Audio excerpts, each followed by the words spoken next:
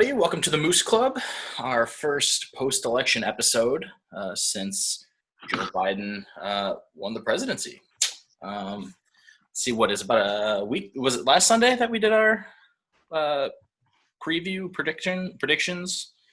Not exactly how we expected things to turn out, but all in all, I mean, not a bad result. Not by really any stretch of the imagination, considering what the alternative could have been. So, what do you guys think of just Biden winning and how he won, and kind of how that matched up with your expectations? And what do you think, Bork? Well, yeah. I mean, aside from eating a huge bowl of shit on like our projections, Right. Yeah. I think we were a bit maybe overzealous in some of our picks, which obviously I was among those. So, yeah, I mean, night started off not looking so great. Florida, some areas in Florida weren't that looking very good voting wise, but I think as night went on, there were a lot of places that we knew that the leads there for Trump weren't going to last, especially once mail-in ballots started getting counted. Right. And, I think you pretty much saw that across the, upper Midwest and, finally in Pennsylvania. Yeah, I mean, I think actually winning Arizona was a bit of a surprise. I definitely didn't exactly expect that, especially given how the Biden campaign performed in other areas of where high Hispanic turnout was needed. They didn't necessarily do so well, i.e. Texas was kind of a disappointment. So given how much of a disappointment Texas Miami. ended up being, yeah, Miami. Well, that's a little different reason why, but yeah, yeah. But like Texas, if Texas would have looked really good, then I think Arizona would have been in play. But just how far out of play Texas ended up being, and then Biden winning Arizona, I think kind of was a surprise, a personal surprise for me. But yeah, I mean, aside from, losing a couple, I think 5 seats in the House and the Senate still kind of being up in the air, probably leaning more towards the GOP at this point. I think the election went, yeah, exactly as good as could have hoped for, really. Right. Yeah.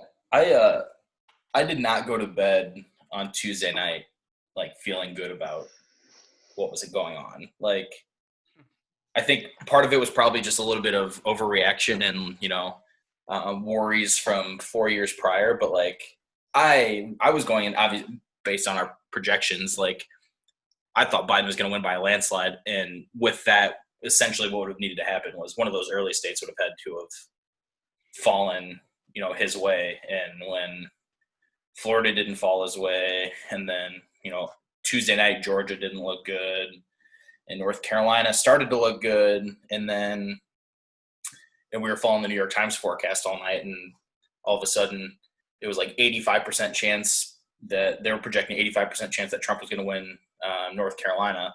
And so I was like, oh, so we're going to come out of Tuesday night not really feeling good about any of these, Sun Belt states. And but I think we always kind of felt good about Michigan, especially when we saw like Wayne County hadn't been counted hardly at all. Like, same thing with Pennsylvania and Philadelphia. Like, but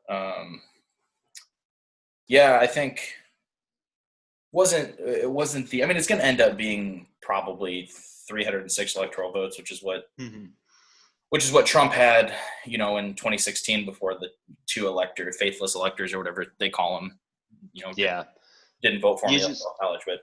Yeah, you just really wanted to avoid the situation that's going on right now with the court cases, and it's just a lot tougher to overturn 100,000 votes than it is exactly a few thousand or here or there. So I think not only were we it's one thing to be confident that, okay, this is probably going to end up going to Biden, but margin to a certain degree and matters here. And, not just from like a pure optic and, Right. a story standpoint, but Yeah. it's tough for a judge to be like, okay, yeah, 200,000 votes gone. Yep. Right. There's Yeah. just not a. And real quick before we get to hear from Joe what he thinks, but like the most important thing was Biden had to win. Like if Biden doesn't win, then I mean, we weren't ever worried about losing control of the House. I don't think like that didn't turn out the way exactly we wanted to or expected it to, but held out of the House, and then obviously, like you mentioned, the Senate still up in the air. Who knows? But Joe, what do you think of just how everything ended up unfolding? I guess not even Tuesday night. I guess Saturday when we, all the networks finally called it for Biden. Right. I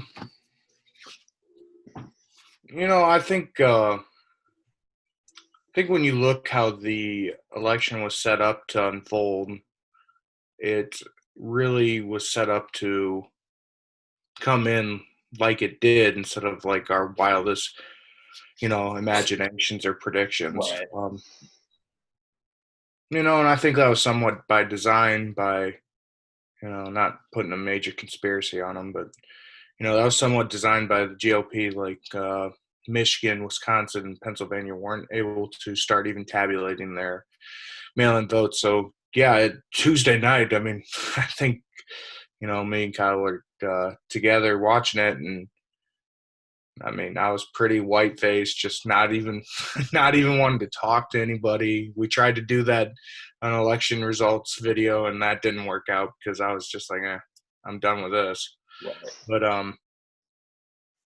I think one thing we will look back on after all the votes are tabulated is this really wasn't that close to an election.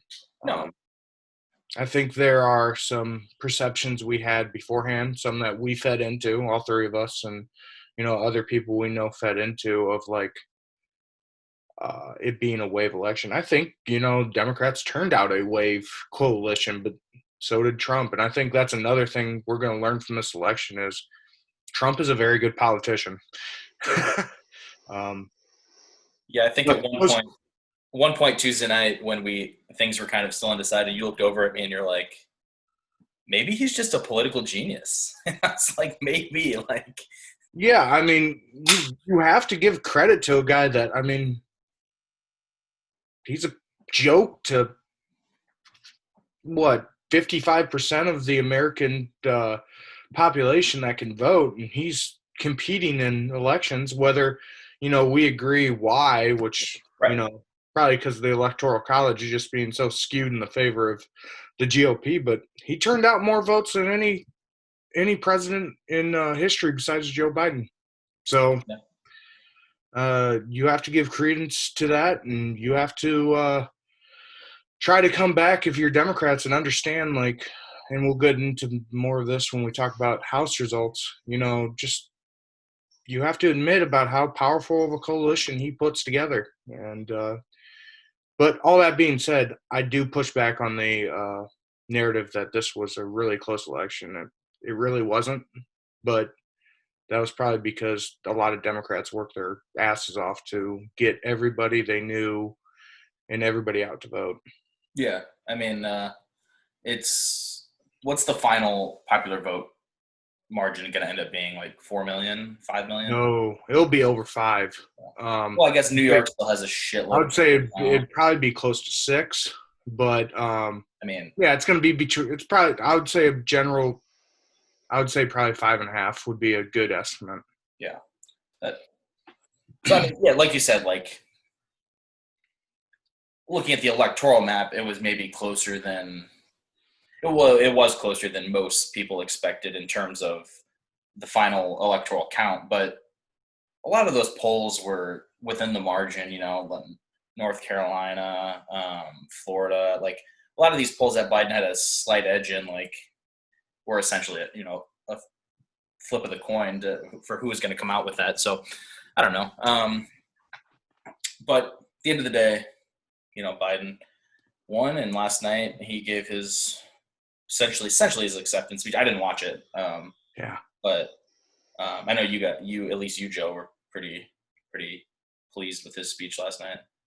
Yeah, I mean, I think one thing is he did, and this will be argued about in the next couple months about his mandate and everything, but I think he is setting up a hard sell for. I mean, Mitch McConnell's going to do whatever he wants, but I think Biden's going to do as best as he can to either set up a narrative or work really hard to compromise. But I've never seen a candidate come out in their acceptance speech and say their mandate is to compromise. I mean, that's going to be a hard thing for people to go against, but yeah. Absolute fingers against the chalkboard to my ears. Well, we can we can change a lot of that by going into these Senate races we still have left open. Those 2 Senate races could change a lot in what his mandate is. Yeah, very true. Next episode we'll kind of talk about what Biden's priority should be once he takes office and whether he has a mandate. And Joe and I have argued about this a little bit on mandates and whether they exist or what they mean, and we'll get into that next episode. But yeah, so before we move on, make sure you like, follow, subscribe, share Moose Club Pod. The social media handles are there on the bottom of your screen. So Biden wins, and then Trump's reaction of going into it, there was the rumors of whether or not Trump was going to declare victory before, once he had a lead, or, and he said, no, he's not going to do this. He's not going to play games. And then, of course, he comes out and declares victory. And then overnight, more votes get counted, and we wake up and Georgia looks really good, Pennsylvania, Michigan, like Wisconsin, like, oh, okay. So everybody's feeling much better the next morning. And ever since, pretty much, it's been this steady stream of count every legal vote, but don't count any illegal votes, as if there's any evidence that illegal voting is happening or that legal votes aren't happening. And Trump, and count votes in one state, but stop counting votes in another state, and just like an inconsistency of,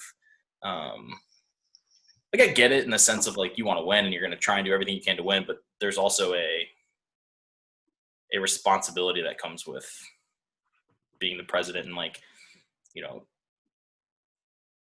I'm worried that people are just going to stop having any faith in elections when this is the response that is just perpetuated from the losing side. But what do you guys make of Trump's reaction, and what do you expect will unfold over the next weeks and or months heading into the inauguration? I mean, I think it was pretty much – it's almost like a perfect metaphor for everything we thought the Trump administration would be. Like, we really held out hope that he would act like a, regular person, understand that. I mean, the utmost, thing we've learned is he is one of the worst – he's one of his own worst enemies. To come out that night, I think anybody that has any political knowledge is you don't come out and say, hey, I'm winning, I'm going to win, when they haven't stopped counting the votes. He might have done that so that he could, charge up this or gin up this voter fraud narrative. But to most of America, that looked, irresponsible, petty, and it just made him look stupid, really, because it was no more than probably 10 hours later, or 5 to 10 hours later, we woke up and we watched all these states turn blue, which, like I said, he had to have known those mail-in ballots were going to go against him. I mean, yeah, Look at all the memes that are on. Look at all the memes that are on the internet. I don't think anybody really thought like he would be close in those mail-in ballots. Right. So why he was going out and declaring victory before you even count those is just Yeah. My mind. two things, I think. First, when he came out and like, oh, we won by a lot. Blah, blah. My first thought was like, Bush mission accomplished. Like very different. Like I think very different motives behind the two, scenarios. But like my first thought was like, oh, this isn't going to age well at all. But then I think the other thing is part of the reason why they did it is so that they could start to kind of plant that seed of kind of doubting these mail-in ballots that were going to be coming in post-election day and kind of causing this confusion and all that stuff. But But couldn't you have done that? Couldn't you have done that in another way? I mean, I think they set it up perfectly to make that look suspicious about how like big leads whittled down. They had already set it up by state legislators saying that these people couldn't touch these mail-in ballots. But to come out and declare victory, I don't know.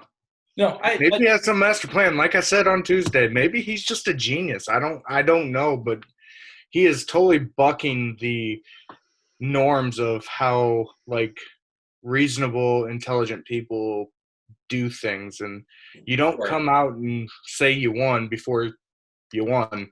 Yeah. Yeah. Don't, this is 2020. So like Trump ending up winning this election honestly would be pretty on brand for this year. So like, I'm not comfortable yet, but I do feel good about it. Bork, what did you, How do you think that would happen? I would, like I said to my friend, I would love for courts to overthrow a election and see how well that works out. yeah, I don't think it's going to happen. I'm just saying that at this Yeah. point, I'm done being surprised by anything this year. So, Right. But Bork, would you make of Trump's reaction and kind of how you think things are going to unfold here? Well, I don't think anything's going to come of any of the court cases at this point. I think if things, because Wisconsin's probably the closest. I think, like, was it like 15,000? Right, which doesn't move the needle. Well, yeah, which doesn't, yeah. But if you saw Michigan and Pennsylvania and all the major states, yeah, and even that's a bit out of the realm of even entertaining the idea that they're going to turn the election the other way. Kind of unsurprising. I mean, it was funny because he, solemnly goes out to the, podium, and it's like, oh yeah, they're the election, very unfair election. They're all these illegal votes. The illegal ones. We want the illegal ones. We want a nice fair election. And it's such an odd thing to see him come out like after all these years, and he just comes out, first thing he starts to do on that podium is just whine, right. comes out whining away that I'm a victim here of major election fraud, and won't someone please come help me see what the bad people are doing to our beautiful elections. And it was gratifying and like horrifying to see at the same time that like he's not taking this very well. So I'm not sure what the lame duck session will bring, because there is still the pandemic going on, so he's going to have to do something about that. But his interest for the presidency is probably going to start dwindling here exponentially in the coming weeks, as none of these court cases really start to materialize. So yeah, I know we kind of talked about it, and we're not like super sure what the judicial chain of command, how you would run that up to the Supreme Court, or would someone have to not hear it? Would someone have to rule on it one way, and then would it have to go up to the Court of Appeals? No idea how that works, but I just don't think there's enough there. There's there just too many things have to start falling the other direction, and I honestly just don't think GOP Republicans will think it's worth it, really. Yeah, it's a.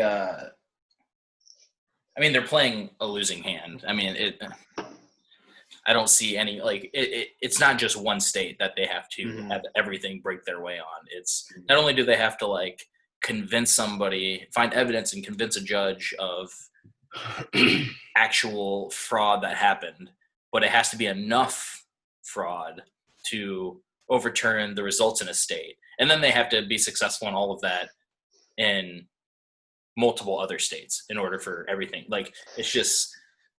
It's so unlikely. It's yeah. I mean, it's not going to happen. You're right. They got the nightmare. They got the big tax cut. And then they got the nightmare scenario of another Supreme Court death handed to them with, Ruth Bader Ginsburg dying in September. So they got the 6-3, and I think at this point it's just Trump has just become not worth the time and effort to, expend any more of our political capital on. So right, exactly. If he wins this election, cool. If he doesn't, okay, whatever. Right. Yeah. It kind of. I think that's that has to be part of the calculus why Mitch McConnell didn't really start pushing for some sort of stimulus to get done. Because I mean, I'm sure if he would have held Trump's hand, he could have got something out, and that could have bolstered the election results, one way or another. It would have been a net neutral for, Democrats get a good day, Republicans also get a good day. Tough to say exactly, but you get that nice check with Donald Trump's name on it, and that's just what he wants, make him feel a little better. And maybe that does have enough sway in some areas where it's a different election, but from what it looks like, there was just no way that was possible, but yeah, I think the first day, and I mean, I guess this is going to be up tomorrow at some point, but I think the first day that we're going to really understand where Trump wants to go about this is tomorrow, because he's going to have to start filing those lawsuits. And I think I'm going to venture to say that sometime in the next 24 hours, somebody's going to get to him and say, yeah. Because here's the thing, he's going to have to pay a lot of money to be running all these simultaneous lawsuits. I mean, the RNC did not have a lot of money throughout the whole campaign. They don't have a lot of money now. And they're going into 2 Senate races they need to protect, else they are really screwed. Right. I think somebody's going to get into his ear in the next 24 hours and just kind of tell him this might not be the best idea. But we'll see. I've been surprised by the Trump administration before. Yeah, there was some reporting today that both Jared Kushner and Melania were telling him it's time to start thinking about conceding. So whether that reporting is accurate or not, I think I saw the Kushner one. Maybe both of them might have been Caitlin Collins from CNN. So take that for what it's worth. I tend to find her pretty credible, but I mean, if it's that inner circle, people are talking to him about kind of moving on, then they need to get his sons. He's only going to listen to those 2. Yeah, but back to kind of what Bork was saying on the calculus of I think you're right that they're going to come to the realization quickly that we've accomplished quite a bit in this term in terms of especially judges, and maybe we don't need Trump to this is the end of the line for Trump. We can sit on the sidelines for 4 years and then make a run at it again in 2024 and build on what we were able to accomplish here these last 4 years. Mm-hmm. So yeah, it'll be interesting. I think it'll be rocky over the next month with stuff from Trump, but then I think after once we get into December, heading into the inauguration, I think it'll be normal. I mean, what is normal anymore in a Trump administration? But it'll be things will things will have set. Yeah, things will have settled down. Yeah. Yeah. So I think that's accurate. No, I agree. With all that said, now the Senate is kind of where the attention kind of focuses now. Dems have 48 seats. Yeah, is that right? Yeah. Well, I mean, it's gonna King and Sanders, but yeah. Well, yeah. But it's gonna come down to the 2 Georgia runoffs with Purdue falling under the 50% that he needed. So, yeah, a lot of money is gonna put. I feel bad for the people of Georgia. They were probably thinking like, yep, after Tuesday night, no more political ads. We're done, And then nope, you got a couple more months, 2 more months of just tons and tons and tons of money being poured into your state. But this will obviously, I mean, the Dems really need both of them to effectively have control with having the tie break. But I think this will. I'm curious to see what you guys think. I think winning these seats in Georgia will have a huge impact on what direction Biden steers his administration once he gets into office, on what they're willing to kind of make their priorities, and which we'll talk about that next episode. But I mean, the Senate is crucial now. What do you think, Bork, with Georgia in the Senate race and runoffs? And I'm not super optimistic about them, to be completely honest. I haven't seen any polling, or if there's any even been done on what it would look like, given it just being just the straight up election now. But yeah, not feeling too optimistic about those, to be completely honest.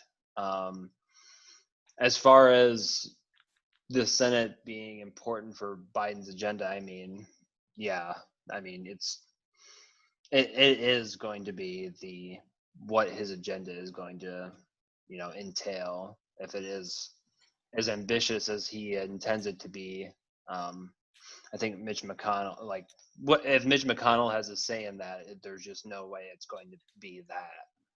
So, it's tough to imagine that we see anything beyond, the classic Obama years of GOP obstruction from the Republican-held Senate, led by Mitch McConnell, that is essentially, the bottleneck that any sort of legislation, how good it can be, is directly, hindered by that fact alone, that he is my majority leader in the Senate. So yeah, I mean, and I think it's important too that even with 50 votes, like I think we were all projecting at least 52 seats maybe that the Dems are going to win. So that obviously didn't pan out. The Senate didn't pan out quite the way we thought it was going to. North Carolina didn't come through. Maine didn't come through. That was the two bad. You look into the numbers of how Maine had to have voted, and it's don't make much sense. No, but I was thinking Biden won Maine pretty handily, and Susan Collins won it pretty handily. Yeah, I was thinking about this a little bit, and I mean, I think what it truly comes down to is just Maine is probably still a red state, but if you put a normal Republican candidate up there, not Trump, a Romney, or just kind of somebody more middle of the road and more easily digestible, then I think maybe Maine goes a different way in the presidency. But the way I kind of take those numbers is just, we're fine with Collins. I know we aren't fans of Susan Collins for numerous reasons, but like I could see the main voter going, no, she's a reasonable person. She's fairly moderate in terms of what moderate is anymore. But we just can't stomach Trump. And so I don't know if that's just kind of the way I took all that, but I think only having 50 votes. I mean, yeah, with Kamala being the tiebreak, I mean, it's still going to be tough to, even with having 50, it's going to be tough to get stuff. I mean, I don't know what. You still got Joe Manchin, you got John Tester. I mean, you don't have. Yeah, you got some vulnerable folks, yeah. Well, not vulnerable, but they're just not going to be this uber progressive movement. Right. Yeah. So, I don't know. It'll be interesting. I think, I know Joe and I have talked about this a little bit, that Democrats typically don't fare all that well in runoffs. Do I have that right? Yeah, I mean, that's why they're set up. Yeah. That's why runoffs only happen, 50% runoffs only happen in the South, because minorities don't vote in special elections. That's why they set them up. I mean, that might sound pretty harsh, but it's exactly why they set them up. So I do think I'm not necessarily sure that the Democrats will win these seats, one or both of them. But I do think the fact that Georgia is more blue than previously, it has been in previous years, or in a long time actually, but just the awareness of how important these seats are, and I mean the amount of money that's I think turnout is going to be really, really strong for Democrats. Whether that's enough, I don't know, but yeah. So to correct correcting what I said, that I was just saying that's why runoffs exist. Right.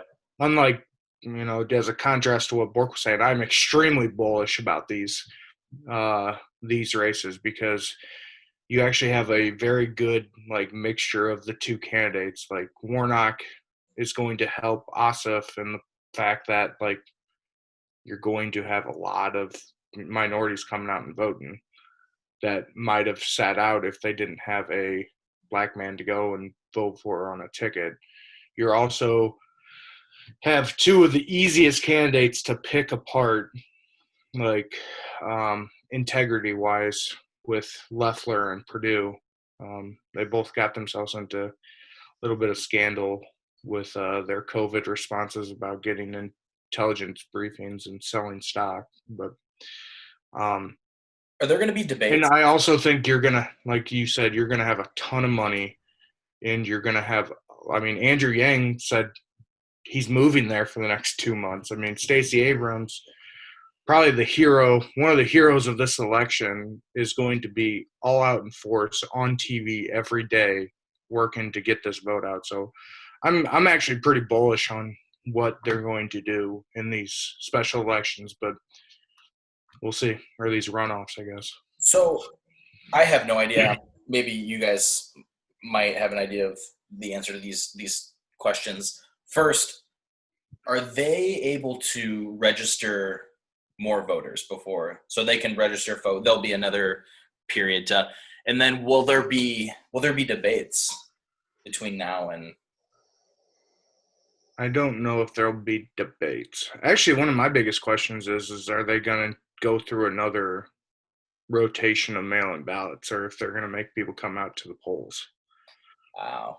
That's my biggest concern. But things are. Yeah, you can actually. It changes the date. You now don't have to be born or 18 by election day. You have to be 18 by the date of the special run or the runoff. Well, so I think they said today they had during these celebrations in Atlanta that there's Democratic operatives going around making sure people are registered to vote. So what's the date for the runoffs? It's January 4th, I think, 3rd or 4th. Right after the New Year. They got it. They have to allow mail-in ballot. That's a pretty quick turnaround. Yeah, but in terms of the whole reason for having mail-in, I agree with you. I'm just saying they have 2 months to get them out, issued, and get them out and run a whole statewide election. I mean, that's pretty tight. That's. I mean, COVID's only. I mean, you're going to have to request one. I guarantee you the GOP's not going to let them just send ballots out to every registered voter. I guarantee that. Interesting. So, yeah. Wait, who's the governor? Yeah, that's your answer. Yeah. That's how many people are. That's how many people are going to be. Good old Brian Kemp. Yeah. So, yeah, we'll see. I'm very bullish, but there's a lot of games that can be played in these two runoffs. Yeah. So okay, well, Biden wins. Dems hold on, control the House, and then the Senate remains to be seen. I don't know. It's going to be an interesting next couple months, with the transition and these two Senate races having to be decided. So I don't know. We'll see. We'll see what happens. But no matter what, January 20th. I have that right. Inauguration January 20th. Yeah, 12 o'clock. Breathe. Yeah. Swearing in a new president. All right, cool.